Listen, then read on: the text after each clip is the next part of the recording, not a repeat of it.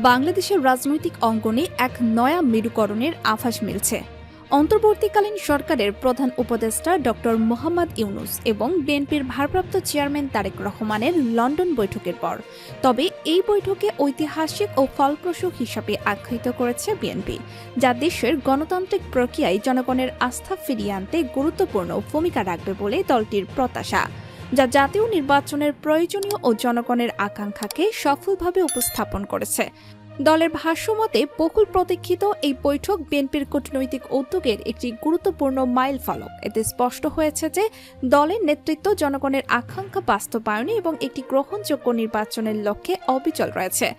লন্ডনে প্রধান উপদেষ্টার সাক্ষাৎ না পাওয়ায় হতাশ টিউলিপ সিদ্দিক। বাংলাদেশের অন্তর্বর্তীকালীন সরকার প্রধান ডক্টর মোহাম্মদ ইউনূস লন্ডন সফরের সময় ব্রিটিশ এমপি টিউলিপ সিদ্দিকের সঙ্গে সাক্ষাৎ করতে অস্বীকৃতি জানিয়েছেন।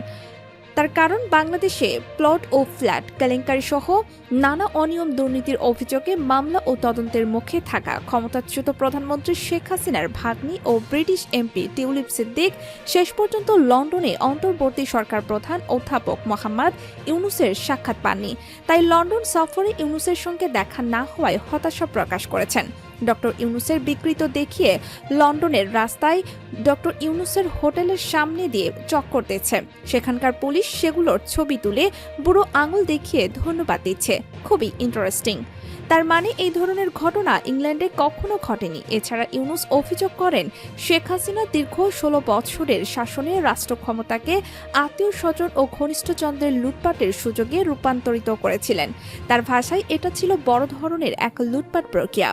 ডক্টর ইউনূসকে নিন্দা জানানোর জন্য, তাকে অপমান হতোদ্যম বিব্রত করার জন্য আওয়ামী লীগ যে ম্যাটিকুলাস পরিকল্পনা নিয়েছে এবং সেগুলো লন্ডনের রাস্তাতে তারা যেভাবে প্রদর্শন করছে, এটা অভিনব। বাংলাদেশের ক্ষমতাচ্যুত প্রধানমন্ত্রী শেখ হাসিনার ভাগ্নি ও ব্রিটিশ এমপি টিউলিপ সিদ্দিককে 22 জুন ফের তলব করে চিঠি দিয়েছে দুর্নীতি দমন কমিশন দুদক। অবৈধভাবে ফ্ল্যাট গ্রহণের মামলায় ঢাকার 5 ঠিকানায় তলবের নোটিশ পাঠানো হয়েছে। কিন্তু টিউলিপ সিদ্দিক দাবি করেন, যদি এটি সত্যিই গুরুতর আইনি বিষয় হতো তাহলে তারা আমার আইনজীবীদের সঙ্গে যোগাযোগ করত। অথচ তারা এমন এক ঠিকানায় নোটিশ পাঠিয়েছে যেখানে আমি কোনোদিন থাকিনি। এদিকে আবার লন্ডনে প্রধান উপদেষ্টা ডক্টর মোহাম্মদ ইউনূস ও বিএনপির ভারপ্রাপ্ত চেয়ারম্যান তারেক রহমানের আসন্ন বৈঠকটি অত্যন্ত গুরুত্বপূর্ণ বলে মন্তব্য করেছেন দলটির সিনিয়র যুগ্ম মহাসচিব রুহুল কবির রিজভী। রিজভী বলেন, শেখ হাসিনার 16 আনা প্রভূত এবং গণতন্ত্র প্রতিষ্ঠার খড়কুটো কুড়াতে হচ্ছে। এমন পরিস্থিতিতে তারেক ইউনূসের এই বৈঠক অত্যন্ত জরুরি। তিনি অভিযোগ করে বলেন, আওয়ামী লীগ নেতারা উন্নয়নের নামে যে বিপুল পরিমাণ অর্থ লুটপাট করে বিদেশে পাচার করেছেন, সেই বিষয়টি আড়াল করতেই তারেক ইউনূস বৈঠক নিয়ে অপপ্রচার চালানো হচ্ছে।